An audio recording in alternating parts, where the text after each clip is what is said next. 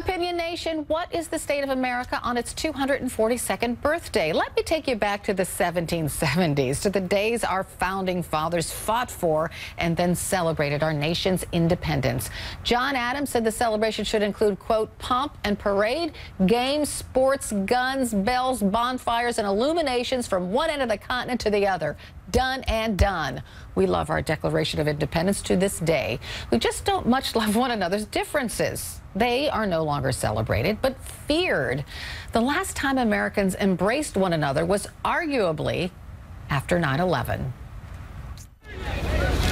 I can hear you.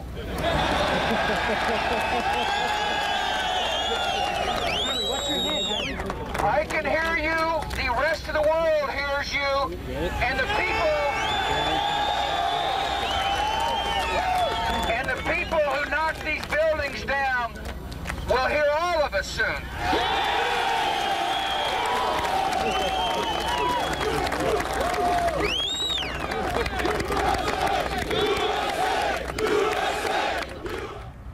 Ironically, 9/11 drew us together and tore us apart. You could argue the fear-mongering started with the Second Iraq War, and some of it continues today. We're still scared. You don't have to agree with me, just debate.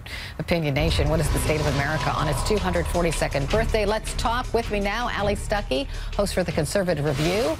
Journalist and pop culture expert John Murray is here, and Aaron Gloria Ryan, a contributing editor at the Daily Beast, will join us momentarily. So, Allie, I'm going to start with you. Are we all exaggerating the division in America right now, or is it worse than it's ever been in our history? Well, it's certainly the worst that it's been since 1990. Pew Research has a really good study on this that came out in October of 2017. We've certainly become more polarized. And this is not to point fingers. Certainly both sides could be to blame for this, but it's just true that ideologically, Democrats have moved further to the left and the values of America have shifted. I almost teared up watching that video of George W. Bush, because I remember that was 9/11 was the first event in my lifetime that I can really remember. I was 9 years old, and even I, as young as I was then, have felt the country shift and have shifted further apart in the past 10 to 15 to 20 years, and we have become more tribalized. I don't think the problem is, though, that we disagree on things. I think that's beautiful and wonderful. We're founded on disagreements. It's that we point to the other side and say, because you disagree with me, you are a bad person, and that's what needs to stop. John, do you agree?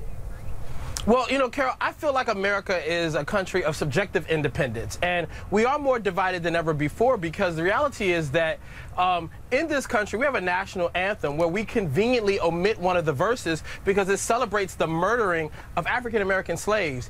In our Declaration of Independence that was referenced earlier, we don't read the part where Thomas Jefferson has a repugnant racist line about Native Americans, the indigenous people who this land was taken from so that we could be the home of the free and the land of the brave. And so America, until we really face the realities of our history and we don't go with the sanitized version of our history and learn from our mistakes, acknowledge them, and don't put a Band-Aid on a bullet wound like we've been doing for so long, we will never grow from it. And so America is like the old person who is set in their ways. Despite the fact that we've grown and we've had progress in technology and infrastructure in so many other ways, it is our treatment of humanity that never evolves.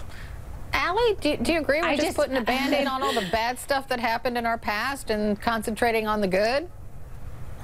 I don't agree with that at all. Now, look, I agree with my colleague here that we are definitely not perfect, but we are also very young. And instead of only focusing on the bad things that we've done, which there are very bad and troubling and dark parts of our history that we should regret, we should look at the progress that we've made and say, wow, in such a short period of time, less than 250 years, such a young nation has made such huge strides in the way of equality, in the way of progress, that we did abolish slavery. And you can look throughout our history and see God's providential hand on our country, that when we needed an FDR, we got an FDR. When we needed a Martin Luther King, we got a Martin Luther King. When we needed a Ronald Reagan, we needed a Ronald Reagan.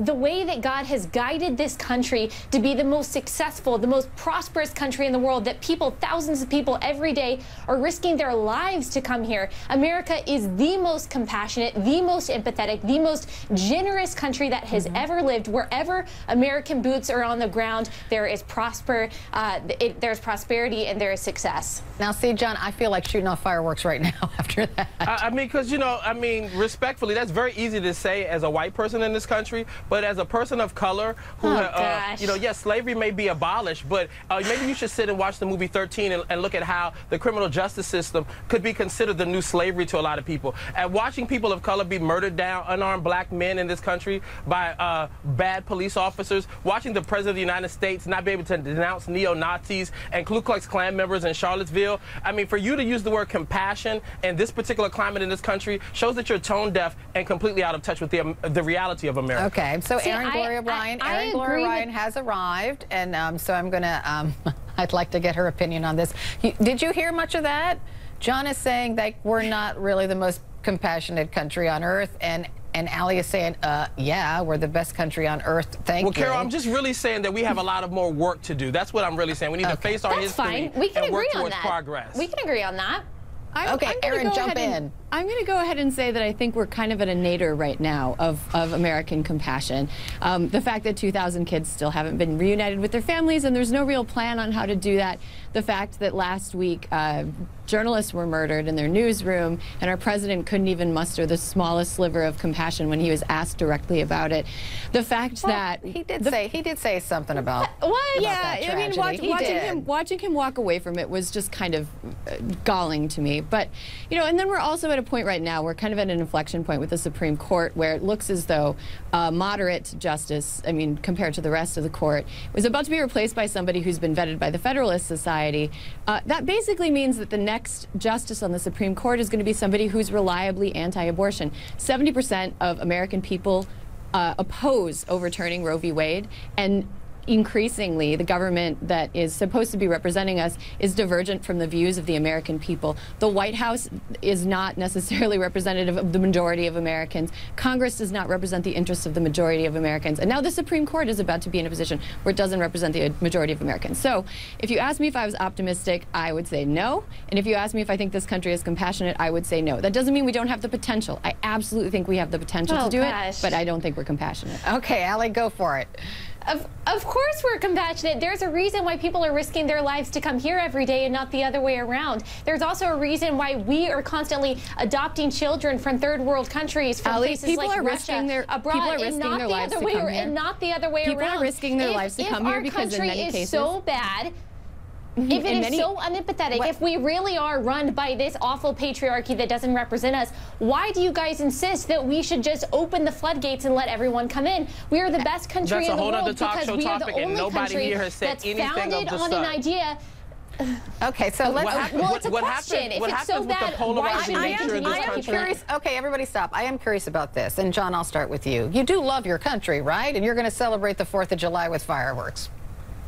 No, I'm actually going to celebrate the 4th of July down at the Essence Festival with other black thought leaders, civil rights leaders, and black congressional leaders coming together to see how African Americans can further better our community. Juneteenth is the holiday that African Americans celebrate because it's the day that we were actually freed as slaves. So, Erin, are you going to express your love of America and set off fireworks on this 4th of July?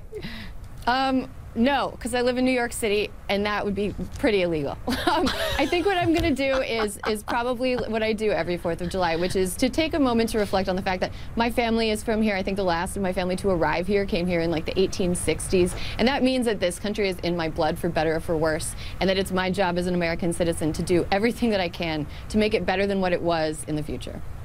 Allie, how are you celebrating? I will be celebrating this with my family. We are in Texas, so we will have fireworks. We're going to do all of the things that we are free to do. I'm thankful for all of us to be able to live in this country, to have these kinds of conversations, even though we disagree. That's the beautiful thing about America, that we have the First Amendment, we have the Second Amendment, that we are a country that is built on freedom and on liberty. We can have our disagreements, but that's the beautiful thing about America. So I will be thanking God for that on Wednesday. Okay, so I too will be celebrating with my neighbors in Los Angeles, and as you know, California is part of the resistance, so I am sure that I will hear a lot of kvetching. Is that how you pronounce that word? Don't let them take away your patriotism, Carol. Be proud. I do love my country, but I do believe that we must all fight to overcome its problems. And as Americans, some of us, you know, do that every day, and I think that's a great thing. But you're right, I do love America, and I do think it's the best country on the planet. I do. Okay, I'll end it there. Amen. Happy 4th, everyone. Thank you so much. Happy Juneteenth. Aaron, Gloria, Ryan, Ali Stuckey, John Murray, many thanks.